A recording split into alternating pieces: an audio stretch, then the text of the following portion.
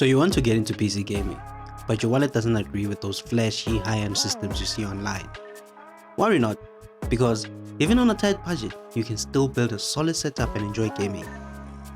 With that said, here's a super budget system sporting an 11-year-old mid-range CPU, the i5-4460, paired with the legendary GTX 1050 Ti, which is a GPU that was aimed at lower to mid-range gaming back when it came out. This GPU doesn't need any external power, making it easy to drop into almost any PC with enough case clearance. This will set you back around 2.5 to 3,000 rands, or around $135 to $160. By today's standards, both the CPU and GPU are considered to be very low end, especially considering that the RAM is still on DDR3. But the question on our minds is, can they still game? Well, we're about to find out. In this video, I tested the super budget system across 10 games like Call of Duty Warzone and God of War, just to name a few. The goal was to hit 30 FPS minimum average, roughly matching what a PS4 would deliver in some titles. With the specs out of the way, let's get into the benchmarks. Please note that the screen tearing that you are seeing is due to the capture card, and on the actual screen that I was playing on, there was no screen tearing of any kind. First up, we have Call of Duty Warzone, running at 1080p minimum settings with 100% render scaling, and already we are running into a bottleneck from the CPU, which is holding back the GTX 1050 Ti, only using 40% of its GPU performance. This gave an average of 40 FPS with 1% lows of 5, which is not great, but honestly, at this price point, what can you do? It's playable. Taking fire! Visual on enemy. TACOM, authorize LDDR strike. Next up, we have Tomb Raider 2013. And although this is an older title, I was still very surprised by its performance, as the CPU was able to max out the GPU on ultra settings, and we got a beautiful average of 66 FPS with 1% lows of 55. Great performance if you ask me for this combination.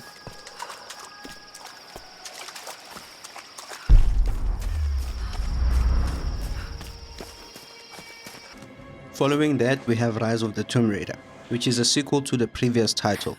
It also performed quite nicely with high settings, netting us an average of 53 FPS with 1% lows of 43.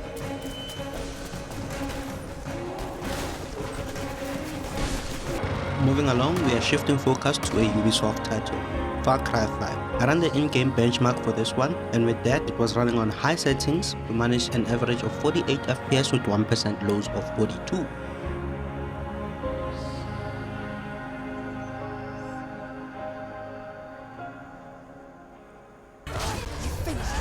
Next up, we have Hellblade Senua Sacrifise, which I have to say, this is another title that took me by surprise, because on very high settings we managed to get an outstanding average of 62 FPS with 1% lows of 44.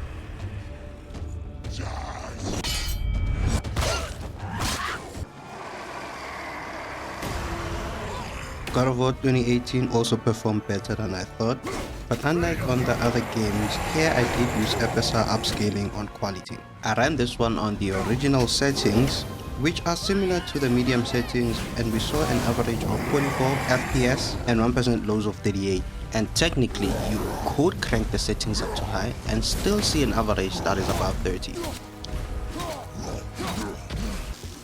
Next up, another PlayStation port, Horizon Zero Dawn. With this one, on high settings, we got an average of 31 FPS with 1% lows of 25. Obviously, switching to medium or low settings will net you a higher frame rate, which I guess is similar to selecting either fidelity or performance on a console. I can argue that this is the same case for God of War. Little Nightmares 3 is the 2025 two-player title, also performed very strongly, delivering an average of 77 FPS and 1% lows of 46 on high settings. Considering the age of the hardware, I have to say I'm really impressed by those numbers.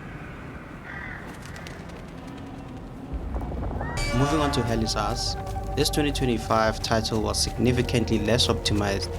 Testing on the lowest preset, our frame rate barely scraped by, hitting an average of 32 FPS with 1% lows dropping to 25.